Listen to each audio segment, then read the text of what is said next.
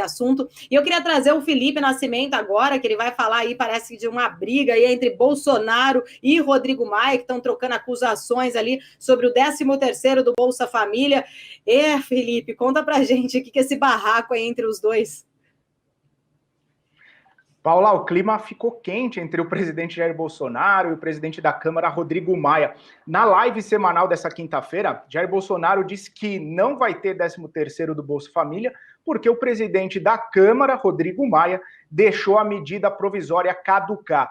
E disse ainda o seguinte: se alguém estiver preocupado com essa situação, tem que ir cobrar do Rodrigo Maia, tem que falar com ele, porque ele que deixou a MP caducar. Aí o presidente da Câmara viu toda essa situação, não deixou barato e falou que Jair Bolsonaro era mentiroso, porque ele não quer assumir a verdadeira responsabilidade sobre a medida provisória, que era a responsabilidade do governo encaminhar uma nova medida provisória para a Câmara votar e assim ter o 13º do Bolsa Família. E aí o Rodrigo Maia pensou o seguinte: já que o presidente quer tanto ter o 13º do Bolsa Família, eu vou colocar essa pauta para ser discutida junto com a medida provisória que trata do auxílio emergencial. Então a gente vai colocar essa pauta para ser discutida ainda hoje, ainda nessa sexta-feira. Então aí o Rodrigo Maia prometendo que vai colocar essa medida para ser votada ainda hoje, para ver se vai ter o 13º do Bolsa Família, juntamente aí com questões relativas ao auxílio emergencial. Então esse foi o clima esquentou, troca de acusações, um falando que era culpa de um, outro falando que era culpa do outro. Então, e aí ficou essa situação toda.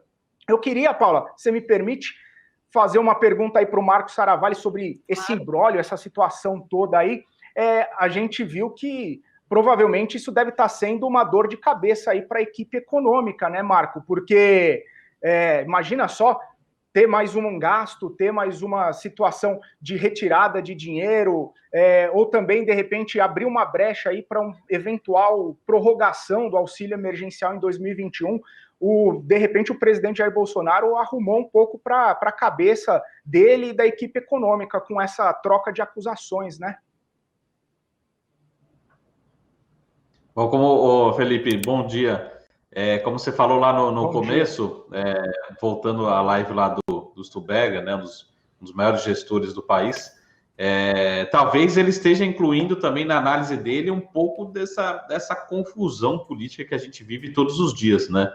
Talvez ele não esteja simplesmente olhando para alimentos, para transportes no curtíssimo prazo, mas a gente está também olhando para a preocupação fiscal, que contamina muito o longo prazo, mas também não deixa de contaminar a percepção de curto prazo, né? Então,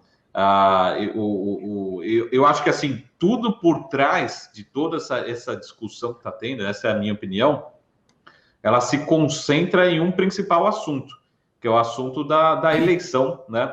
Na casa, principalmente na Câmara, agora no ano que vem, no comecinho de fevereiro, tá? Então, acho que, de novo, os próximos 15 dias, próximos 45 dias, esse vai ser o principal assunto. Inclusive, hoje vai ser realmente, teoricamente, começa a ter... A gente não tem os nomes definidos ainda, a gente tem possivelmente um nome, mas, assim, Rodrigo Maia não falou ainda claramente quem que seria o nome dele, enfim, mas uma coisa já está decidida, pelo menos, acho que foi uma boa decisão do STF, pelo menos nos últimos anos aí, que foi a questão da reeleição, da não possibilidade da reeleição, né? Mas a gente tem uma preocupação muito grande ainda, né, de possibilidade em relação ao nosso fiscal, né, como você está falando aí. Então, no curto prazo, tudo isso culmina na possibilidade ou não, né, de quem vai ser o presidente, principalmente na Câmara dos Deputados, né? Então, acho que os próximos 45 dias, um pouco menos, serão decisivos aí, talvez, para o ano de 2021 do Brasil, né? A gente entrar ali com um bom presidente no Senado, na Câmara, e tudo vai, teoricamente, a gente não tem uma análise direta, mas tudo está passando por trás dessa decisão. A gente precisa, por exemplo, de apoio, né? Agora está até falando assim, apoio até mesmo da esquerda para realmente aumentar a possibilidade dessa eleição na Câmara, enfim, e tudo isso passa sempre para a gente aqui no mercado financeiro uma maior preocupação, grande preocupação com a questão fiscal. Como você falou, tudo ainda é possível, né? A gente pode ainda, mesmo que transitoriamente, momentaneamente, ainda a gente pode ter alguns benefícios aí, ou seja, piorar o nosso fiscal antes de melhorar. Então, a preocupação ainda é bastante grande. E acho que quando o Stuttberger falou, ele falou de inflação, mas acho que também ele começa a tocar um ponto também, um pouco da questão fiscal contaminando as expectativas, né? Legal, eu queria trazer agora o professor Alexandre Cabral para essa nossa conversa aqui, para a gente já ouvir a opinião do Cabral aqui sobre esse assunto, já que a gente está nessa pauta política que o Cabral fala aqui tão bem. Cabral, bom dia, obrigada por estar aqui com a gente. Boa sexta-feira. Nossa, você está comportado Tudo hoje, bem? Cabral? Eu estou te olhando aqui, olha só, tá até com o cabelo penteado. Eu que estou despenteado. Não, aqui, cabelo penteado não tá, não. Mas de camiseta polo que eu não usava há um tempo já. Até tirou o pijama hoje para falar com a gente, hein, Cabral? Bom dia, tudo bem com você? Bom dia, tranquilo. Faltou um detalhe, eu não vi o começo do... Aí. Eu não vi o começo do debate de vocês.